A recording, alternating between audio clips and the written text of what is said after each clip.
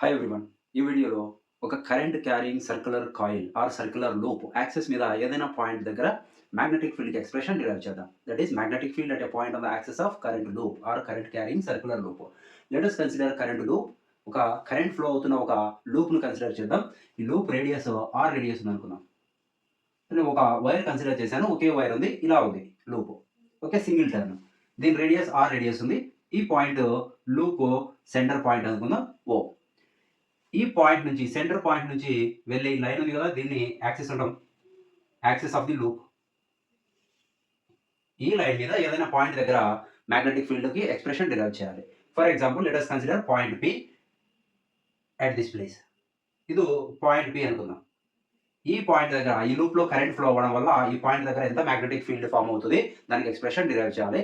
ఈ topic board exam కి very very important. Video last వరకు చూడండి. ఫర్ ఎగ్జాంపుల్ ఈ లూప్ లో ఐ కరెంట్ ఫ్లో అవుతుంది అనుకుందాం. ఏ డైరెక్షన్ లో? ఇలాగా. డైరెక్షన్ చాలా ఇంపార్టెంట్. సో ఇలా డైరెక్షన్ లో కరెంట్ ఫ్లో అవుతుంది. ఇక్కడ ఐ కరెంట్ ఈ డైరెక్షన్ లో ఫ్లో అవుతుంది. ఇక్కడికి వెళ్ళేసరికి అప్వర్డ్ డైరెక్షన్ లో ఫ్లో అవుతుంది. సో ఇక్కడ చూడండి లూప్ ఇలా ఉంది. కరెంట్ అవుట్వర్డ్ డైరెక్షన్ లో ఉంటుంది. ఇక్కడ ఇన్వర్డ్ డైరెక్షన్ లో ఉంది. వైజెడ్ ప్లేన్ లో ఉంది లూప్ అన్నట్టు. సో ఇప్పుడు ఫర్ ఎగ్జాంపుల్ ఇక్కడ నేను ఈ కరెంట్ క్యారింగ్ సర్క్యులర్ కాయిల్ ని ఒక 2 ఎలిమెంట్స్ గా డివైడ్ చేశాను. ఫర్ ఎగ్జాంపుల్ ఇది ఒక ఎలిమెంట్, ఇక్కడ నుంచి ఇక్కడ వరకు. ఇది ఇంకొక element. 2 diametrically opposite elements consider చేయాలి. ఈ ఎలిమెంట్ ని చిన్న చిన్న ఈ లూప్ ని చిన్న చిన్న ఎలిమెంట్స్ గా డివైడ్ చేయాలి. ఇది ఫస్ట్ ఎలిమెంట్ అనుకుందాం. ఈ ఎలిమెంట్ నేను ఏ అనుకున్నా. ఈ ఎలిమెంట్ బి. ఎగ్జాక్ట్ ఆపోజిట్ ఉన్నాయి రెండు. చూడండి ఇలా ఉంది లూప్. ఈ ఎలిమెంట్ లో ఏ ఎలిమెంట్ లో కరెంట్ అవుట్వర్డ్ డైరెక్షన్ ఫ్లో అవుతుంది. బి ఎలిమెంట్ లో కరెంట్ ఇన్వర్డ్ డైరెక్షన్ లో ఫ్లో అవుతుంది. కరెంట్ ఇలా ఫ్లో అవుతుంది. సో ఇప్పుడు ఏ అనే ఎలిమెంట్ లో ఐ కరెంట్ ఫ్లో అవ్వడం వల్ల పి అనే పాయింట్ దగ్గర ఎంత మ్యాగ్నెటిక్ ఫీల్డ్ ప్రొడ్యూస్ అవుతుంది. అలాగే బి అనే ఎలిమెంట్ లో ఐ కరెంట్ ఫ్లో అవ్వడం వల్ల పి అనే పాయింట్ దగ్గర ఎంత మ్యాగ్నెటిక్ ఫీల్డ్ ప్రొడ్యూస్ అవుతుంది, మనం ఎక్స్ప్రెషన్ రాయాలి. చూడండి ఈ పాయింట్ పి అనేది ఇక్కడ నుంచి ఏ అనే ఎలిమెంట్ నుంచి ఎంత డిస్టెన్స్ లో ఉంది అంటే ఆర్ డిస్టెన్స్ లో ఉంది అనుకుందాం. అప్పుడు ఇక్కడ నుంచి కూడా ఎంత డిస్టెన్స్ లో ఉంటుంది? ఆర్ డిస్టెన్స్ లోనే ఉంటుంది. సో ఇక్కడ నుంచి కూడా పి అనే point same distance R distance లో ఉంది. సో సెంటర్ నుంచి పాయింట్ పి అనేది ఎక్స్ డిస్టెన్స్ లో ఉంది అనుకుందాం. సెంటర్ పాయింట్ నుంచి పాయింట్ పి ఎక్స్ డిస్టెన్స్ లో ఉంది. ఏ నుంచి ఆర్ డిస్టెన్స్ లో, బి నుంచి ఆర్ డిస్టెన్స్ లో ఉంది. సో బయోట్ సావర్ట్ లా అనే ఒక కాన్సెప్ట్ ఉంది కదా, దీని ముందు బయోట్ సావర్ట్ లా గురించి చెప్పాలంటే ఏం చెప్తాము? ఒక స్మాల్ ఎలిమెంట్ లో కరెంట్ ఫ్లో అవ్వడం వల్ల దాని చుట్టూ ఎంత మ్యాగ్నెటిక్ ఫీల్డ్ ప్రొడ్యూస్ అవుతుంది అంటే ఒక ఫార్ములా రాస్తాం. DB is equal to μ0/4π I dl sine theta by r square అని. అదే కాన్సెప్ట్ ని ఇక్కడ అప్లై చేయాలి. ఈ స్మాల్ ఎలిమెంట్ ఏ అనే ఎలిమెంట్ ఉంది కదా, దీంట్లో కరెంట్ ఫ్లో అవ్వడం వల్ల ఎంత ఫీల్డ్ ప్రొడ్యూస్ అవుతుంది అక్కడ అని చెప్తాము అంటే డివి. ఏ డైరెక్షన్ లో ఉంటుంది ఇది చూడండి. మనకు బాగా ఐడియా ఉంది. కరెంట్ కానీ అవుట్వర్డ్ డైరెక్షన్ లో ఉంటే దాన్ని డాట్ తో రిప్రజెంట్ చేస్తాం మ్యాగ్నెటిజంలో. కరెంట్ ఇన్వర్డ్ డైరెక్షన్ లో ఉంటే దాన్ని క్రాస్ తో రిప్రజెంట్ చేస్తాం. ఇది అవుట్వర్డ్ డైరెక్షన్ ఉందంటే మీనింగ్ ఏంటి? కండక్టర్ లో కరెంట్ ఈ డైరెక్షన్ లో ఫ్లో అవుతుంది అని. ఇన్వర్డ్ ఉంది అంటే ఈ డైరెక్షన్ లో ఫ్లో అవుతుంది. కరెంట్ అవుట్వర్డ్ ఫ్లో అయితే దాని చుట్టూ మ్యాగ్నెటిక్ ఫీల్డ్ ఏ డైరెక్షన్ లో ఫామ్ అవుతుంది? యాంటీ క్లాక్ వైజ్ డైరెక్షన్ లో ఫామ్ అవుతుంది కదా. ఈ యాంటీ క్లాక్ వైజ్ డైరెక్షన్ లో ఫామ్ అవుతుంది మ్యాగ్నెటిక్ ఫీల్డ్. మరి ఇక్కడ ఇన్వర్డ్ డైరెక్షన్ లో అయితే క్లాక్ వైజ్ డైరెక్షన్ లో మ్యాగ్నెటిక్ ఫీల్డ్ ఫామ్ అవుతుంది. డైరెక్షన్స్ చాలా ఇంపార్టెంట్. అక్కడ పి అనే పాయింట్ దగ్గర మ్యాగ్నెటిక్ ఫీల్డ్ ప్రొడ్యూస్ అవుతుంది, బాగానే ఉంది. అది ఏ డైరెక్షన్ లో ప్రొడ్యూస్ అవుతుంది అనేది కూడా ఇంపార్టెంట్ కదా. సో డైరెక్షన్ అర్థం చేసుకోవడానికి ఈ డయాగ్రామ్ చాలా యూజ్ అవుతుంది మనకి. ఇది చూడండి, ఇది అవుట్వర్డ్ డైరెక్షన్ లో కరెంట్ పాస్ అవుతే దీని చుట్టూ మ్యాగ్నెటిక్ ఫీల్డ్ ఈ డైరెక్షన్ లో ఫామ్ అవుతుంది. ఏ రూల్ నుంచి చెప్తాము? Right hand thumb rule.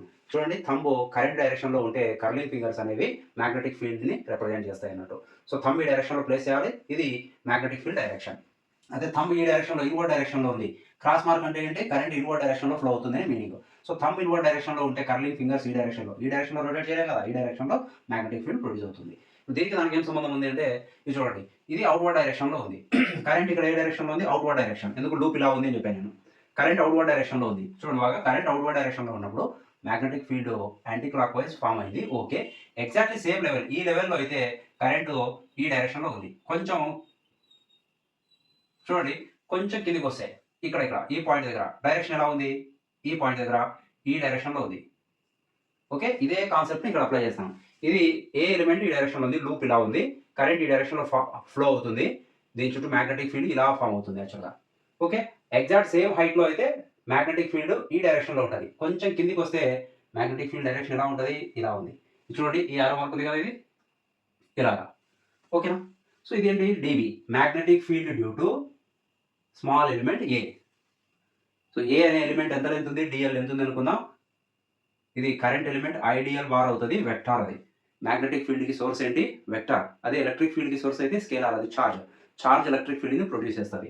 ఇక్కడ ఐడియల్ అనేది వెక్టార్ క్వాంటిటీ, అది మ్యాగ్నెటిక్ ఫీల్డ్ని ప్రొడ్యూస్ చేస్తుంది అన్నట్టు. ఇప్పుడు ఇలాంటిదే ఇది కూడా. ఇప్పుడు బి అనే ఎలిమెంట్లో కరెంట్ ఇన్వర్డ్ డైరెక్షన్లో ఫ్లో అవుతుంది.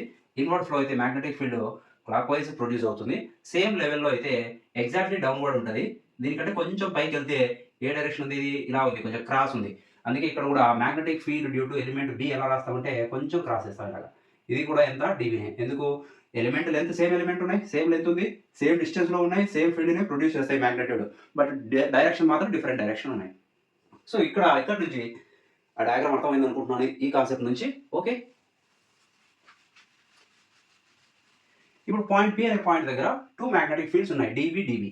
ఇవి రెండు సేమ్ డైరెక్షన్లో ఉంటే రెండు యాడ్ చేసేయచ్చు, లేదా ఎగ్జాక్ట్ ఆపోజిట్ డైరెక్షన్లో ఉంటే రెండు క్యాన్సిల్ అవుతాయి.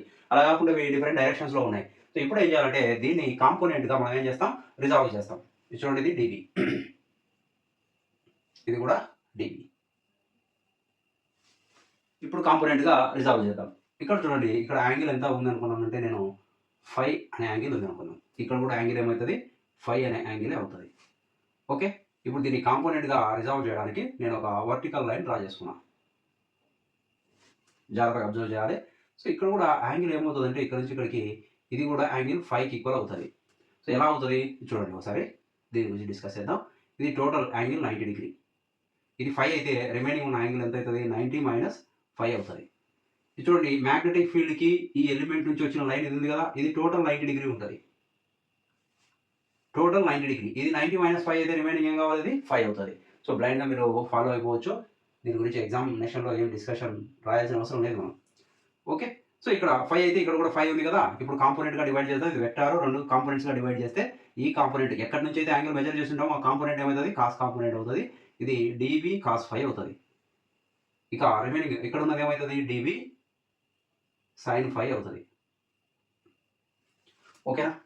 సో ఈ డిబిని 2 కాంపోనెంట్గా డివైడ్ చేస్తాం, డిబి కాస్ 5, డిబి సైన్ 5. ఇక్కడ ఉన్న డిబిని 2 కాంపోనెంట్గా డివైడ్ చేస్తే ఈ కాంపోనెంట్ డిబి కాస్ 5 అవుతుంది, ఇది డిబి. నెక్స్ట్ ఈ కాంపోనెంట్ ఏమవుతుంది, డిబి సైన్ 5 అవుతుంది. చూడండి, dB cos 5, dB cos 5 exactly opposite ఉన్నాయి రెండు. ఇవి రెండు క్యాన్సిల్ అవుతాయి. ఇక్కడ డిబి సైన్ 5, డిబి సైన్ 5 రెండు కాంపోనెంట్లు ఉన్నాయి, సేమ్ డైరెక్షన్లో ఉన్నాయి. అవి రెండు యాడ్ చేస్తే మనకి పాయింట్ పి అనే పాయింట్ దగ్గర ఈ 2 ఎలిమెంట్స్ వల్ల ఎంత మ్యాగ్నెటిక్ ఫీల్డ్ ఉందో వస్తుంది. అయితే మనం 2 ఎలిమెంట్స్ వల్ల కావాల్సింది టోటల్ లూప్ వల్ల మ్యాగ్నెటిక్ ఫీల్డ్ ఎంతో ఫైండ్ అవుట్ చేయాలి. అలా ఉన్నప్పుడు ఫర్ ఎగ్జాంపుల్ ఇక్కడ రెండు ఎలిమెంట్స్ కన్సిడర్ చేసాం కాబట్టి 2 కాంపోనెంట్స్ వచ్చాయి. అదే 4 ఎలిమెంట్ కన్సిడర్ చేస్తే 4 ఎలిమెంట్స్ వస్తాయి. 6 కన్సిడర్ చేస్తే 6 ఎలిమెంట్స్ వస్తాయి.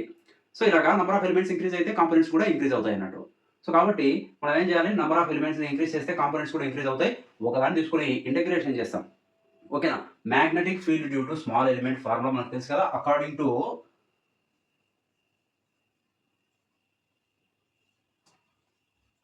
Biot-Savart law, magnetic field due to small element, magnetic field due to small element is dB. dB is equal to small element వల్ల కాబట్టి dB అని రాస్తున్నాం. ఓకే, d means small అన్న meaning. dB is equal to mu0/4 pi I dl sin theta by r square. ఇది proportionality constant మ్యాగ్నెటిజంలో. I dl అనేది component, sine theta. Theta అనేది ఏంటి ఇక్కడ అంటే angle between element and distance R. చూడండి, ఈ లూప్ ఇలా ఉంది కదా, ఇలా ఉంది. ఐడియల్ అనేది ఈ డైరెక్షన్లో ఉంది, ఎలిమెంట్ ఈ డైరెక్షన్లో ఉంది, లేదా ఈ డైరెక్షన్లో ఉంది. ఇప్పుడు ఈ ఎలిమెంట్కి ఈ ఆర్కి ఎంత యాంగిల్ ఉంటుంది, 90 డిగ్రీ ఉంది. ఇది జెడ్ డైరెక్షన్లో ఉంది, ఇది ఎక్స్ యాక్సిస్ మీదనే ఉంది, ఇది ప్లేన్ మీద ఉంది, XY ప్లేన్ మీద ఉంది, ఇది జెడ్ డైరెక్షన్లో ఉంది. యాంగిల్ ఎంత అంటే 90 డిగ్రీ సబ్స్టిట్యూషన్ ఇస్తాం. So since theta is 90 degree, substitute the theta value. ఓకేనా, అర్థమైంది అనుకుంటున్నాను నేను. సో ఇది ఈ డైరెక్షన్లో ఉంది, లూప్ ఇలా ఉంది, కరెంట్ అవుట్వర్డ్ డైరెక్షన్లో ఫ్లో అవుతుంది, అంటే ఐడియల్ ఈ డైరెక్షన్లో ఉంది. ఇక్కడ యాంగిల్ ఏంటి, వెక్టర్ ఫామ్లో రాస్తే ఏం రాస్తాం, దీన్నే I dl bar cross R bar అని రాస్తాం కదా. డిఎల్ బార్కి ఆర్ బార్కి మధ్య ఉన్న యాంగిల్ సైన్ టీటా అది. సో డిఎల్ బార్ అనేది బోర్డ్ నుంచి అవుట్వర్డ్ డైరెక్షన్లో ఉంది, ఈ డైరెక్షన్లో ఆర్ బార్ అనేది ఈ డైరెక్షన్లో ఉంది, యాంగిల్ 90 డిగ్రీ ఉంటుంది. సబ్స్టిట్యూషన్ చేస్తే dv is equal to mu naught divide by 4π I dl divided by ఇది sine theta is equal to 1 అవుతుంది, సైన్ 90 సబ్స్టిట్యూషన్ చేస్తే డివైడెడ్ బై ఆర్ స్క్వేర్ అవుతుంది. ఓకేనా, ఇది dB value.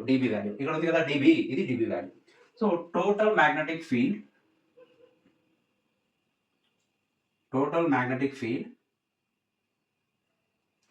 Due to entire loop. ఇది చూడు, dB sin phi అనేది ఏంటి? Magnetic field due to small element. ఇది magnetic field due to small element. మనకు కావాల్సింది టోటల్ లూప్ వల్ల ఎంత మ్యాగ్నెటిక్ ఫీల్డ్ ఉంది అనేసి. సో ఇది రావాలంటే ఏం చేయాలి? Total magnetic field is equal to integral ఈ dB sin phi ఏం చేయాలి? ఇంటెగ్రేషన్ చేయాలి. ఒక స్మాల్ ఎలిమెంట్ వల్ల ఎంత మ్యాగ్నెటిక్ ఫీల్డ్ ఫామ్ అయిందో దాన్ని ఇంటెగ్రేషన్ చేస్తే టోటల్ మ్యాగ్నెటిక్ ఫీల్డ్ ఎంతనో తెలుస్తుంది. ఇంటెగ్రేషన్ అనేది nothing but addition, small additions అంటాం కదా. dB sin phi plus dB sin phi plus dB sin phi ఇలా నంబర్ ఆఫ్ ఎలిమెంట్స్ ఇంక్రీజ్ అయిపోతే నంబర్ ఆఫ్ కాంపోనెంట్స్ కూడా ఇంక్రీజ్ అవుతాయి. అన్ని యాడ్ చేస్తే టోటల్ ఫీల్డ్ వస్తుంది. యాడ్ చేసేదాని బదులు మనం ఏం చేస్తాం? ఇంటెగ్రేషన్ చేస్తాం ఇక్కడ. సో dB వాల్యూ ఏంటి? ఈ ఈక్వేషన్ ఉంది కదా, దీని ఈక్వేషన్ నెంబర్ 1 అనుకుందాం. ఈ ఈక్వేషన్ నెంబర్ 1, ఇది ఈక్వేషన్ నెంబర్ 2 అనుకుందాం. ఈక్వేషన్ నెంబర్ 1 నుంచి 2లో సబ్స్టిట్యూషన్ చేస్తే b ఈజ్ ఈక్వల్ టు ఏమవుతుంది? Integral dV is equal to mu naught by 4π I dl divided by r square. ఇది dB వాల్యూ. నెక్స్ట్ ఏముంది? సైన్ ఫై అలాగే రాయాలి. ఓకేనా, ఇక్కడ సైన్ ఫై వాల్యూని డయాగ్రామ్ నుంచి దీనిలో సబ్స్టిట్యూషన్ చేస్తాం. చూడండి, ఈ ఈక్వేషన్ నుంచి b is equal to integral mu naught by 4π I dl divided by r square as usual. Sine phi అంటే ఏంటి? డయాగ్రామ్ చూడండి, ఇది రైట్ యాంగిల్ ట్రయాంగిల్ ఫామ్ అయింది ఇక్కడ. ఈ రైట్ యాంగిల్ ట్రయాంగిల్ నుంచి ఇది phi. Sine phi is equal to ఏమవుతుంది? Formula sine theta formula, opposite side by hypotenuse. ఈ ఫైకి ఆపోజిట్ సైడ్ ఏముంది? R radius. హైపోటనస్ ఏముంది? స్మాల్ ఆర్ ఉంది. సో సైన్ ఫై ప్లేస్లో మనం ఇక్కడ సైన్ ఫై ప్లేస్లో ఏ రాయాలి? ఆర్ బై ఆర్ అని రాస్తాం. సో ఇక్కడ నుంచి ఆర్ డివైడెడ్ బై ఆర్ అవుతుంది. దీన్ని ఎలా రాయొచ్చు? b is equal to integral mu naught by 4π I dl r divided by r cube అని రాద్దాం. ఓకేనా, సో ఇప్పుడు ఇంటెగ్రేషన్ దేనికి అప్లై చేయాలి అని చూడండి. మనం నంబర్ ఆఫ్ ఎలిమెంట్స్ ఇంక్రీజ్ చేస్తే లెంత్ ఇంక్రీజ్ అవుతుంది. ఏది వేరియబుల్ ఉంది ఈ ఈక్వేషన్లో అంటే డిఎల్ వాల్యూ మాత్రం వేరియబుల్. కాన్స్టెంట్ కరెంట్ ఫ్లో అవుతుంది, రేడియస్ కాన్స్టెంట్ ఉంది, ఓకే, డిస్టెన్స్ కాన్స్టెంట్ ఉంది, ఇది ప్రపోర్షనాలిటీ కాన్స్టెంట్. ఇక వేరియబుల్ ఏంటి? డిఎల్కి మాత్రమే ఇంటెగ్రేషన్ చేస్తాం. సో డిఎల్కి ఇంటెగ్రేషన్ చేస్తే ఏమవుతుంది? చూడండి, స్మాల్ ఎలిమెంట్స్ని ఇలా ఒక ఎలిమెంట్ ఉంది, ఇక్కడ ఒక ఎలిమెంట్ ఉంది, ఇక్కడ ఒక ఎలిమెంట్ ఉంది, ఈ ఎలిమెంట్స్ అన్ని యాడ్ చేస్తే మనకు సర్కంఫరెన్స్ ఆఫ్ సర్కిల్ వస్తుంది. సో సర్కంఫరెన్స్ ఆఫ్ సర్కిల్ అవుతుంది.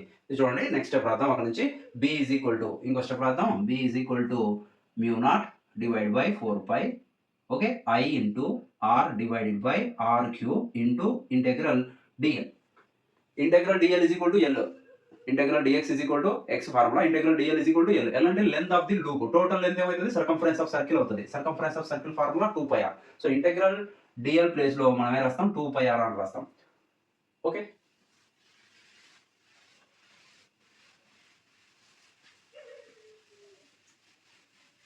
నెక్స్ట్ స్టెప్ చూద్దాం. b is equal to mu naught by 4π I r divided by r cube into integral dl is equal to ఏమవుతుంది? 2πr అవుతుంది. రేడియస్ ఎంత? Capital కదా, capital are. చాలా మంది small are రాస్తారు. Formula మనకు 2πr అని రాసి బాగా అలవాటు అయిపోయి ఉంటుంది. బట్ ఇక్కడ రేడియస్ క్యాపిటల్ ఆర్ ఉంది కాబట్టి క్యాపిటల్ ఆర్ అని రాయాలి. ఎగ్జామ్లో మిస్టేక్ అయ్యే ఛాన్సెస్ ఎక్కువ ఉన్నాయి. సో ఇక్కడ నుంచి ఏం చేస్తామంటే పై క్యాన్సిల్ చేద్దాం. 2 1 2 2 క్యాన్సిల్ అవుతుంది. b is equal to mu naught I r square, r into r square అవుతుంది. Denominator divide by 2 into r cube ఉంది. చూడండి, ఆర్ క్యూబ్ వాల్యూని మళ్ళీ డయాగ్రామ్ నుంచి డిరైవ్ చేయాలి. సో ఫ్రమ్ డయాగ్రామ్ ఏ రాయొచ్చు? డయాగ్రామ్ నుంచి ఆర్ అంటే ఏంటి? హైపోటనస్. ఈ ట్రయాంగిల్లో ఆర్ వాల్యూ హైపోటనస్. మనం ఆర్ వాల్యూ ఫైండ్ అవుట్ చేద్దాం. పైథాగరస్ థియరీ నుంచి సిన్స్ ఇక రాస్తాం. చూడండి, ఆర్ స్క్వేర్ అని రాయొచ్చు. Hypotenuse square is equal to opposite side square plus adjacent side square. R square is equal to capital R square plus X square. ఇక నుంచి ఆర్ వాల్యూ రాద్దాం. ఆర్ ఈజ్ ఈక్వల్ టు రాయొచ్చు square root రాయొచ్చు. Square root of R square plus X square. దీన్ని ఇంకోలాగా ఎలా రాయొచ్చు? R is equal to are square plus X square whole power 1/2 రాయొచ్చు కదా. స్క్వేర్ ఉంటే హోల్ పవర్ 1/2 రాయొచ్చు. సో ఇక్కడ ఆర్ ప్లేస్లో దాన్ని సబ్స్టిట్యూషన్ చేస్తాం.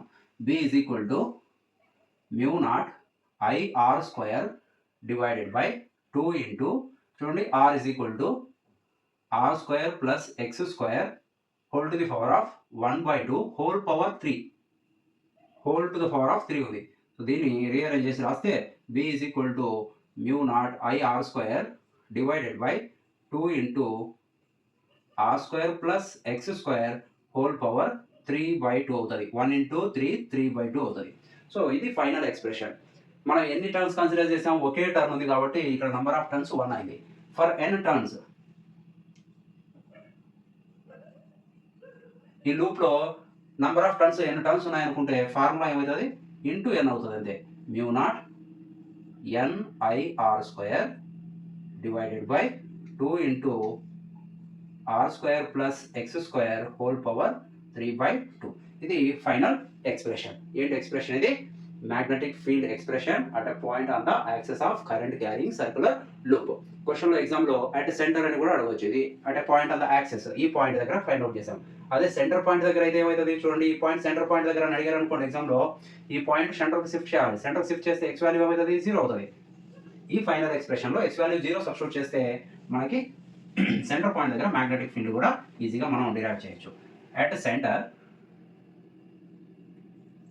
center of loop b is equal to x equal to 0, then b is equal to mu naught Ni r square divided by 2 into r square plus x square is equal to 0, x is equal to 0, so r square whole power 3/2. Okay, 2 will cancel out, then r cube is there, b is equal to mu naught Ni r square divided by 2 into r cube, r square r cube cancel అవుతుంది.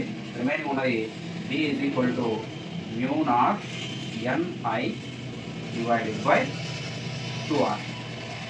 ఈ 2 formulas చాలా important. Thanks for watching. Subscribe my channel for more videos. Thank you very much.